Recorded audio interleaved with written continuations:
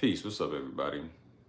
Um, Something that's interesting to me is how you can see something that's fictional. Like take X-Men '97. That's what we're talking about today. X-Men '97. So one of the latest episodes that just came out is called Magneto Was Right, and it's been getting a lot of attention ever since the reboot of the series or the new episodes been coming on. The show's been getting a whole lot of love. But I don't think a lot of people realize the idea behind the X-Men and when it first came out. And I think that's interesting. So the X-Men was created by Stan Lee, and he created it during the Civil Rights Movement. Now he said later on that he based the characters of Magneto and Charles Xavier off of Malcolm X and Martin Luther King Jr.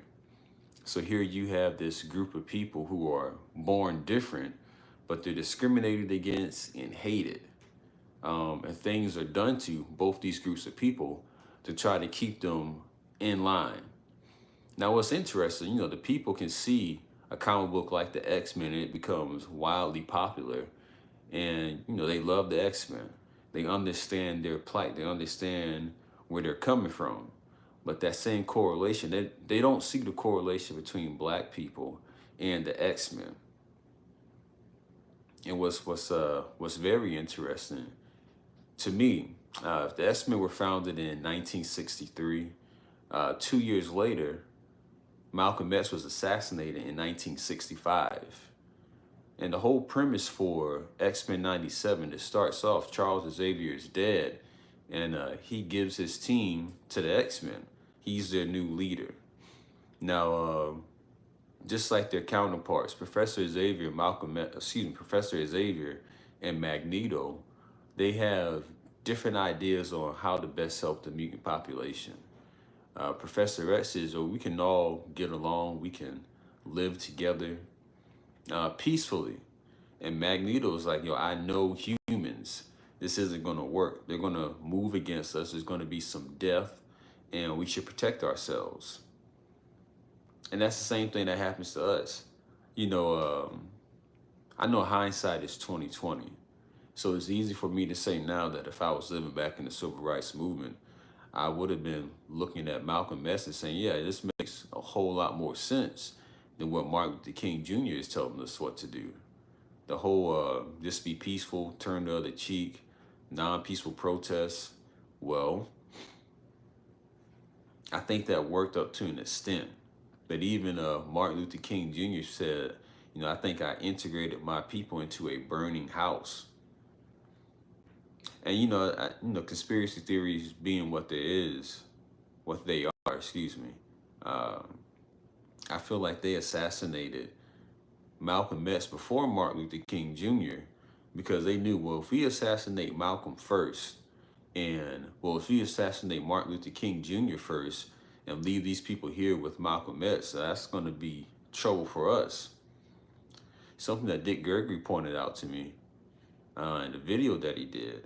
They got Malcolm X's autopsy, and they saw that the trajectory of the bullets were all coming in at a downward angle, meaning he was shot from above. But if you listen to like the official story, they say people ran up to the stage and were shooting up at him. So that means the bullet should have been going at an upward trajectory. That's not what happened.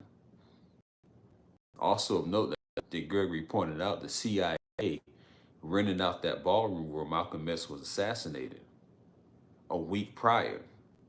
So, it's just another example of them taking out one of our leaders because they're afraid of what would happen if they led us to their vision. So it's just interesting. People love the X-Men. You've seen all these memes and shirts that says Magneto was right. But if Magneto was right, and this correlation is true, that in turn means Malcolm X was right. And I'm talking Malcolm X in his later time. But even like his ideology is the idea of like somebody puts their hands on you, make sure that's the last thing they ever do. That's really how you have some change. I was taught somebody hits you, hit them back. And then people learn not to mess with you. And it also made me think about, in the Marvel universe, there's a bunch of people with powers, but the X-Men are hated or mutants are hated. And I don't understand why. There's like a lot of people in that universe who have powers, but the X-Men or the mutants are a problem because it's something that occurs naturally in them. Something has to happen to these other people for them to gain their powers and abilities. For the X-Men, they're just born that way. I wonder if Stan Lee was, you know, showing how he really felt or how white society feels as a whole when they look at us. Like it's just not fair that they can just do all these things. Like the panic that would happen. I've said it before. Like if black people woke up one day and we knew how to fly, and you went online, you saw that people would lose their minds. It's like to white supremacist society, black people are like roaches, and roaches are bad enough. But when you get those roaches that can crank up and fly on you, oh, that's even worse. Like I've seen a flying roach make a grown man holler. So imagine that. There's been these instances in the past where something was happening. It was either like an eclipse or a comet was going by, and there was something going on the internet and social media saying, "Oh, black people are going to wake up with superpowers." But if that literally happened, and if we all woke up with powers one day, the world would lose its mind. Because then it comes that fear that, oh man, we've been mistreating these people for so long. What are they going to do to us? What are they going to do to retaliate? That's why someone like Martin Luther King or Professor Xavier is preferable as a leader because he's going to pacify his people. He's going to have them, morally on the side of the oppressor and not doing something to retaliate against them. Versus somebody like Magneto or Malcolm X, it's like, oh, okay, try that now and let's see what happens. Um, if you haven't, I would suggest reading this current run of X-Men. Um, the idea being that Moira McTaggart, you find out in this series that she's a mutant. Throughout the history of X-Men, Moira was just a geneticist who was on the side of mutants. But in this new run, it turns out she's a mutant. Her mutant power is reincarnation. And so she goes through all these different lifetimes, dies, and comes back. And she decides, okay, I'm going to try to help mutants out in a different way since I am one of them. And in this final time of her life, she has Charles Xavier, Magneto, Apocalypse, Mr. Sinister. Like all the mutants are working together now. They have their own island nation. Um, they've cured death. They know how to resurrect themselves using their mutant powers. So anytime a mutant dies, they can bring back that same mutant using like a copy that Professor Xavier made of their mind. It's actually a pretty interesting series. Um,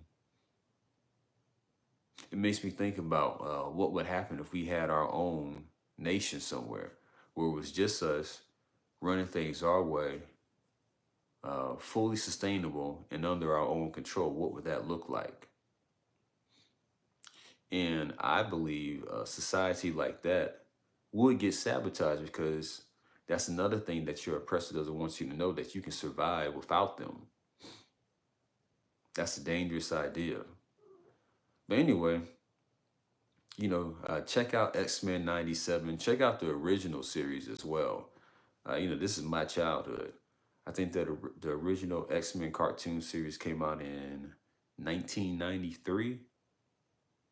It ran for a few years. So they're calling this X-Men 97 because it's supposed to be the year 1997 in the series. And they're just continuing on with that series, with that story.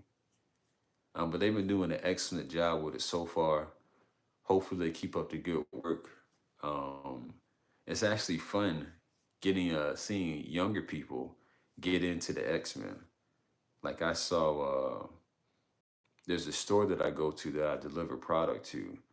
And the guy was like, yeah, I was born in like 2002, but I just started watching the X-Men. It's really good. And that kind of blew my mind. I was like, man, I remember 2002 well. But it's good that the X-Men are being introduced to a new audience.